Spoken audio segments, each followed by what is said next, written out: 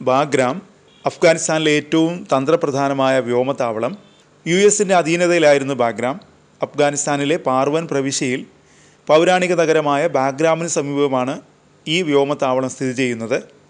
അഫ്ഗാനിസ്ഥാനിലെ യുഎസിൻ്റെ ഏറ്റവും വലിയ എയർബേസ് ആയിരുന്നു ഇത്. തലസ്ഥാനമായ കാബൂളിൽ നിന്ന് 40 കിലോമീറ്റർ അകലെയാണിത്. അഫ്ഗാൻ പാകിസ്ഥാൻ അതിർത്തിയിലും നിയന്ത്രണം നിലനിർത്താൻ യുഎസിനെ സഹായിച്ചത് ഈ എയർബേസാണ്.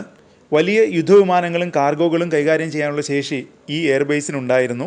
എയർബേസിൻ്റെ നിയന്ത്രണം യുഎസ് വ്യോമസേനയുടെ 455 എക്സ്പെഡീഷണറി വിങ്ങിനായിരുന്നു. 1959 ശീതയുദ്ധം തീവ്രമായ സമയത്ത് യുഎസിൻ്റെ സഹായത്തോടെയായിരുന്നു എയർബേസ് നിർമ്മിച്ചത്. 1976 വലിയ റൺവേ ഇവിടെ ഒരുക്കി. തുടർന്ന് 4 വർഷത്തോളം ബേസ് അഫ്ഗാൻ വ്യോമസേനയുടെ നിയന്ത്രണത്തിലായിരുന്നു. പിന്നീട് ഇത് സോവിയറ്റ് നിയന്ത്രണത്തിലായി.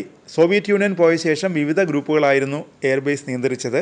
1999 നിയന്ത്രണം ഭാഗികമായി താലിബാൻ്റെയും വടക്കൻ സഖ്യത്തിൻ്റെയും കൈകളിലായിരുന്നു. 2000 താലിബാൻ പൂർണ്ണ നിയന്ത്രണം നേടി. പിന്നീട് യുദ്ധകാലത്ത് യുഎസ് സേന എയർബേസ് നിയന്ത്രിച്ചു. ബേസിൽ വലിയ വികസനം കൊണ്ടുവരികയും ചെയ്തു. അൽ ഖ്വയ്ദ നേതാവ് ഒസാമ ബിൻ ലാദനെ കൊലപ്പെടുത്താൻ വേണ്ടിയുള്ള ഓപ്പറേഷൻ നെപ്റ്റ്യൂൺ സ്പിയർ ദൗത്യത്തിന് തുടക്കമിട്ടത് ബാഗ്രാമിൽ നിന്നായിരുന്നു. പിന്നീട് യുഎസ് സൈന്യം അഫ്ഗാൻ വിട്ടു. ബാഗ്രാമിലെ വൈദ്യുതി വിച്ഛേദിച്ച് ജനറേറ്ററുകൾ പ്രവർത്തനരഹിതമാക്കിയ ശേഷമായിരുന്നു യുഎസ് സൈന്യം രാജ്യം വിട്ടത്. 2021 ജൂലൈയിലായിരുന്നു യുഎസ് സേന പിന്മാറിയത്. യുഎസിൻ്റെ പിന്മാറ്റത്തെ തുടർന്ന് വ്യോമതാവളം 2 മാസം ഇരുട്ടുമൂടിയ നിലയിലായിരുന്നു. തലസ്ഥാനമായ കാബൂൾ പിടിച്ചടക്കിയതിന് പിന്നാലെ താലിബാൻ ബേസ് പിടിച്ചെടുത്തു. അതിനിടെ ബാഗ്രാം എയർസ്പേസിൽ ചൈനീസ് പട്ടാളം ഇറങ്ങിയെന്ന അഭ്യൂഹം പരന്നു.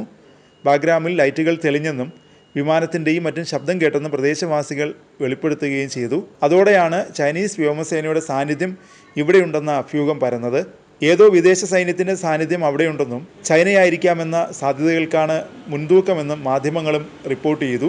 എന്നാൽ താലിബാൻ ഈ വാർത്തകൾ നിഷേധിച്ചു. വിമാനത്താവളത്തിൽ ലൈറ്റുകൾ തെളിഞ്ഞെന്നത് സത്യമാണെന്നും എന്നാൽ അത് ചൈനയല്ലെന്നും താലിബാൻ വ്യക്തമാക്കി.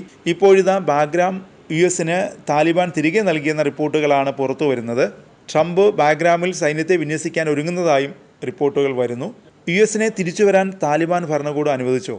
ചൈനയുമായുള്ള വ്യാപാര യുദ്ധത്തെ ഇതുമായി വേണമെങ്കിൽ കൂട്ടി വായിക്കാം. ചൈനയിലേക്കുള്ള കവാടമായി യുഎസ് ബാഗ്രാമിനെ കാണുന്നുണ്ടോ? മാത്രമല്ല അഫ്ഗാനിസ്ഥാനിൽ യുഎസ് കോൺസുലേറ്റ് തുടങ്ങുമെന്നും റിപ്പോർട്ടുകൾ വരുന്നുണ്ട്. സാധ്യതകൾ പലതാണ്. ബാഗ്രാമിന് 2 നീണ്ട റൺവേകളുണ്ട്. ഏകദേശം 100 വിമാനങ്ങൾക്ക് ഇവിടെ ഇടമുണ്ട്. ചൈനയുടെ ഷിൻജിയാങ് പ്രദേശത്തിനടുത്താണിത്. ബാഗ്രാമിൽ നിന്ന് ഷിൻജിയാങ്ങിലേക്കുള്ള വ്യോമദൂരം 1 മണിക്കൂറിൽ താഴെ മാത്രമാണ്. ചൈനയിലേക്ക് മാത്രമല്ല ഇറാൻ്റെ പിൻവാതിലിലും യുഎസിന് ബാഗ്രാമിലൂടെ എത്താം. ഒരു വെടിക്ക് 2 പക്ഷികളെയാണോ ട്രംപ് ലക്ഷ്യമിടുന്നത്? താലിബാൻ എന്തിനിത് സമ്മതിക്കണം? അമേരിക്കയെ പുറത്താക്കാൻ പൊരുതിയവരല്ലേ താലിബാൻ? എന്തുകൊണ്ട് യുഎസിനെ തിരിച്ചു വരാൻ അനുവദിക്കുന്നു? 2 കാരണങ്ങളുണ്ട്. ഒന്ന്, സുരക്ഷ. താലിബാന് ഐസിസ് പോലെയുള്ള ശത്രുക്കളുണ്ട്. പാകിസ്ഥാനുമായുള്ള സംഘർഷങ്ങൾ മറുവശത്ത്. അമേരിക്ക തിരിച്ചു വന്നാൽ ഇവരെ 2 പേരെയും നിയന്ത്രിച്ചു നിർത്താം. രണ്ടാമത്തെ കാരണം, അഫ്ഗാനിസ്ഥാൻ പാപ്പരായിരിക്കുന്നു. താലിബാന് പണം വേണം. അമേരിക്ക തിരികെ വന്നാൽ സാമ്പത്തിക സഹായം ലഭിക്കും. എന്തായാലും ലോകരാജ്യങ്ങൾ അഫ്ഗാനിസ്ഥാനിലെ സ്ഥിതിഗതികൾ നിരീക്ഷിക്കുകയാണ്.